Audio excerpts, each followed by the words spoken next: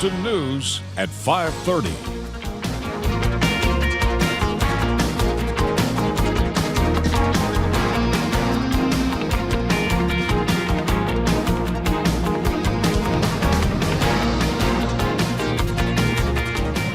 Good evening, I'm Steve Hensley. After giving an update on the police response to protests in Louisville recently, Governor Andy Beshear also updated us on COVID-19 in the Commonwealth.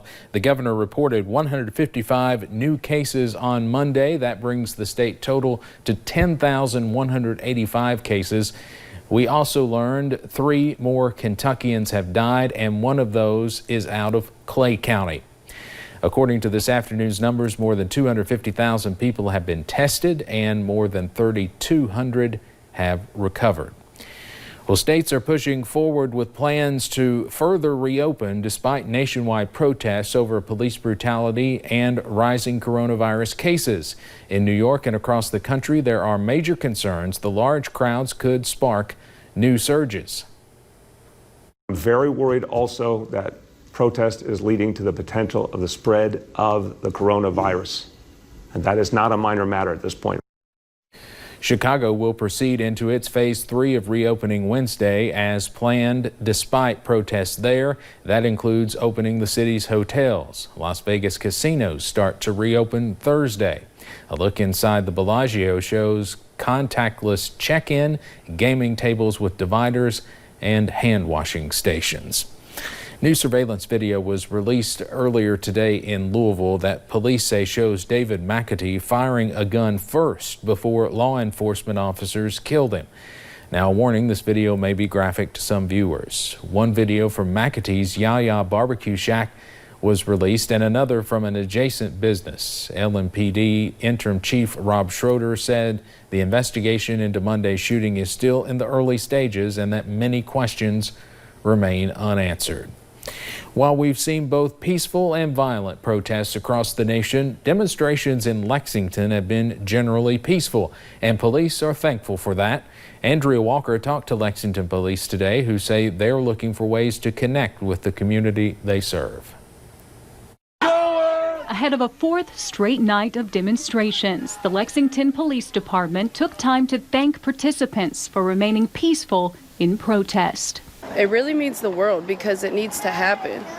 It's sad that it needs to happen, but it needs to happen. Voices need to be heard. The Post went on to say they acknowledge that more work needs to be done to earn the city's trust, but they're committed to making it happen through prayer, compassion, solidarity, and a focus on what unites us instead of what divides us. Let me ask one thing. Many of you may not have ever met a police officer, right? You may have seen us, we may have interactions, but you maybe not never met us. Do me a favor, find one of my guys or gals that'll be right now sometime tonight and say, hey, my name's Brian Maynard. How are you? What's your name? Can we all give you a hug? Nice to meet you. Introduce yourself. In Lexington, Andrea Walker, WKYT. Well, you may have seen this on social media today. Several people are posting a blank photo with the hashtag Blackout Tuesday. The movement has also spread through the business world. The multi-billion-dollar music industry did not put out any new releases today, taking a pause in solidarity with the protesters. I feel like this is an important way for people to show that they support this movement, but it shouldn't just stop there. There are so many different ways people can contribute if they can't actually take to the streets and protest. Viacom CBS joined the movement. On Monday, its entertainment and youth networks divisions went dark for 8 minutes and 46 seconds. The length of time a Minneapolis police officer reportedly kept his knee on George Floyd's neck. Well, we saw that sunshine return once again today. Temperatures have been a little bit on the warmer side, and we're going to continue to see that warming trend, though, heading into the next couple of days. We're going to go ahead and take you, though, up to a few of those cameras looking at US 119, US 23 in Jenkins. Plenty of sunshine over there. We've remained on the dry side once again. Looking into Whitesburg, 83 degrees, a few clouds here and there, but overall still seeing that beautiful sunshine. 83, so it doesn't feel too bad out there, while some of us, though, are closer to the mid to upper 80s. 87 right now in Jackson, 85 in Prestonsburg and London, even an 87 down into Monticello. Cool spot of 79 over into Wise, Virginia. So kind of seeing a little bit of a wide range of temperatures. And those dew points, they're not too bad yet. Low to mid 60s, some areas into about the upper 50s. So we're kind of in that comfortable, getting sticky to some of us maybe closer to the uncomfortable phase. So that humidity is going to return though pretty quickly heading into the rest of the week. So just be prepared for that muggy weather to return once again. So for tomorrow though, we do continue to see mostly sunny conditions, another hot day. Scattered showers and storms start to turn by Thursday and even a little bit into your Friday. We'll talk a little bit more about that coming up in a little bit. All right, thank you, Paige. 4 months now, we have told you how important it is to fill out the U.S. Census. WYMT's Madison Pergram has an update on the survey and Eastern Kentucky's response rate.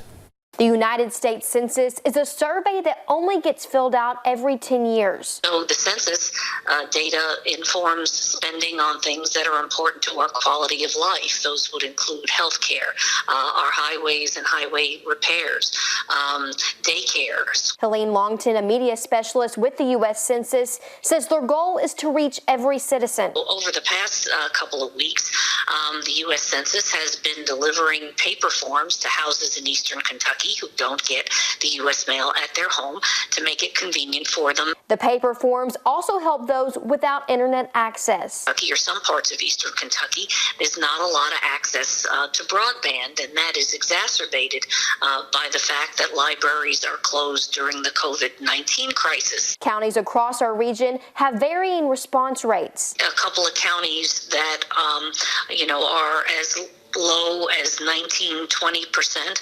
Owsley County is at 19.5. Leslie is at 20.8.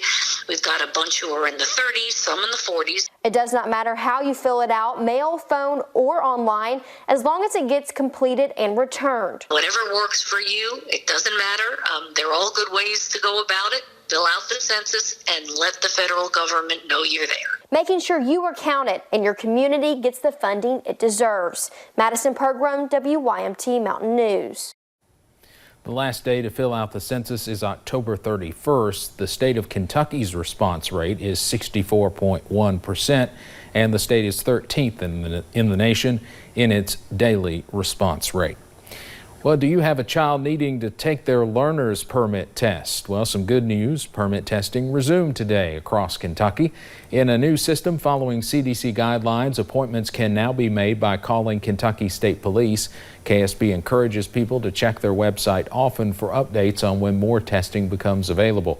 An announcement about road testing is expected sometime in July. You can find a complete list of the counties offering permit testing and their contact information on our website, WYMT.com. A $25 million federal lawsuit was filed against Campbell County, Tennessee, and 4 Campbell County Sheriff's Office employees accused of beating an inmate. The lawsuit says the inmate, Nathan Ling, was beaten and left for at least 7 hours without medical treatment. After a medical exam, he was diagnosed with a collapsed lung, multiple facial fractures, a broken arm, and a traumatic brain injury. The lawsuit claims the officers were on surveillance video taking out a cell phone and posing for photos with Ling as the floor was covered in his blood. Under Governor Beshear's orders, many things reopened yesterday, including gyms and movie theaters. Letcher County Recreation Center also opened its doors for the first time since March 14th, but they still have many restrictions. WYMT's Emily Bennett visited there today. While the doors are now open, Letcher County Recreation Center can only allow people to use the weight room, walking track, and party room. Parties have to be kept to 10 or less people and will not be allowed to use the indoor play area for kids. Personal trainers can hold classes but have to stick to the guidelines of no more than 10 people. The bowling alley, basketball courts, and concessions are still closed. Director Jeremiah Johnson says this time has been hard as he has had to temporarily lay off 10 of his 12 staff members. But now that things are opening up, he has been able to hire back 5 of them. The bill that goes along with having the rec center is quite a bit, and when you're not open, now there's no money to come in to help feed on that bill. You know, so 74 days of not being open hurts the community, you know, and it hurt us financially. Johnson says he hopes that everything will be back open by the end of the month, and he plans to hire back all of his employees. In Letcher County, Emily Bennett, WYMT Mountain News. The rec center is open 7 days a week. Coming up on Mountain News at 5:30, many people are having to get creative to make ends meet during the COVID-19 pandemic, including makeup artists. We have one more dry day before we have to deal with those scattered showers and storms once again. I'll have those details coming up.